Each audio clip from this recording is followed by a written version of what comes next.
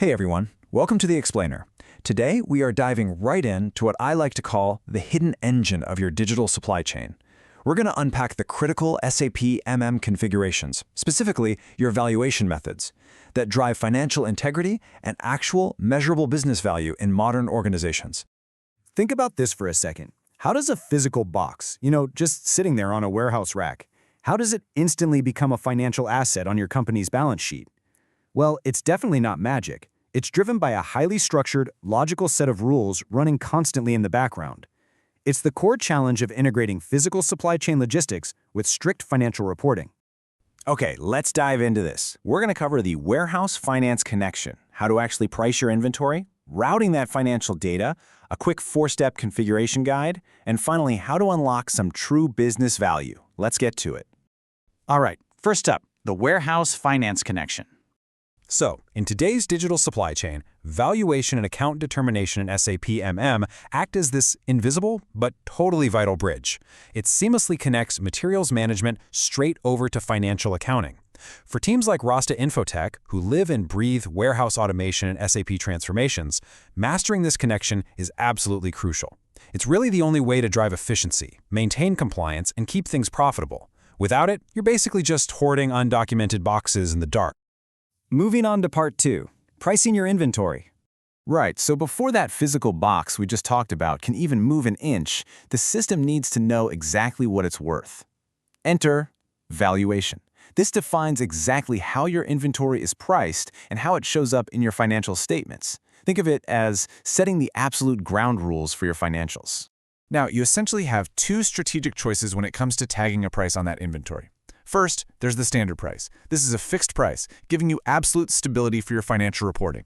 Then, you've got the moving average price. This one's a lot more dynamic. It rides the waves of procurement fluctuations. And honestly, this isn't just some IT toggle switch you flip.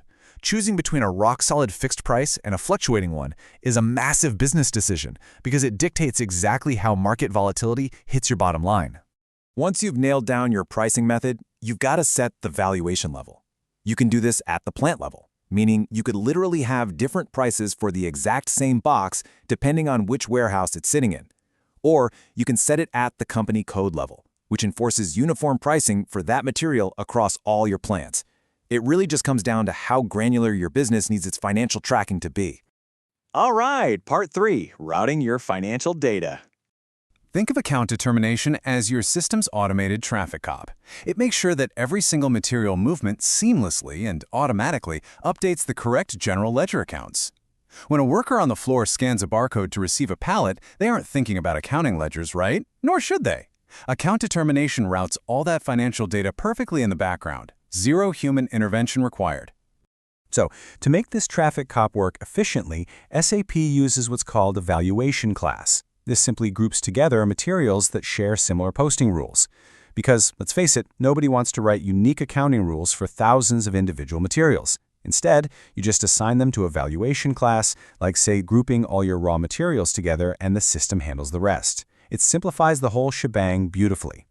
Now, what's really interesting about this slide is how SAP uses predefined transaction keys to make this routing laser precise. These are your exact instructions for automatic account determination within the OBYC setup.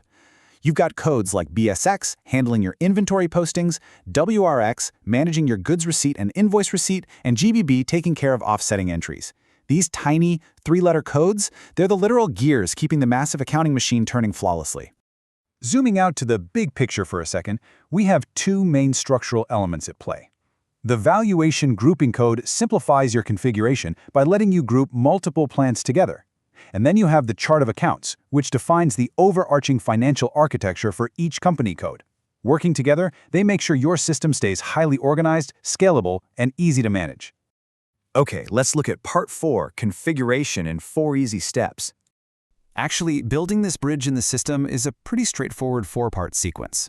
Step 1, you define your valuation control using transaction OMW. Step 2, group your valuation areas by assigning plants to those grouping codes we just mentioned. Step 3, link your material types by assigning valuation classes. And Step 4, configure the automatic postings using transaction OBYC. That maps everything directly back to the general ledger. Here's a golden rule for you to take away. Use valuation grouping to reduce complexity and align those valuation classes logically with your material types.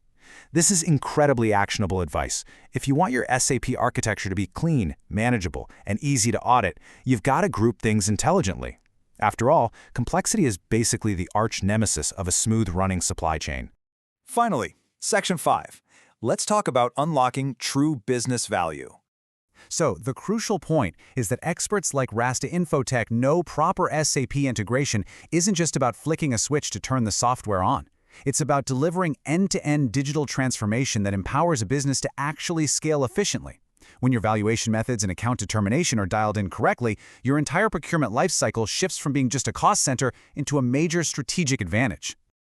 And why does this matter so much to the executive board? Well, automated postings mean real-time financial accuracy and a massive reduction in manual errors. It makes sure your general ledger mapping is crystal clear for audits and compliance.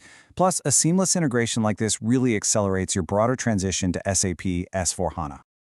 When you translate these IT capabilities into real business impact, the ROI is huge.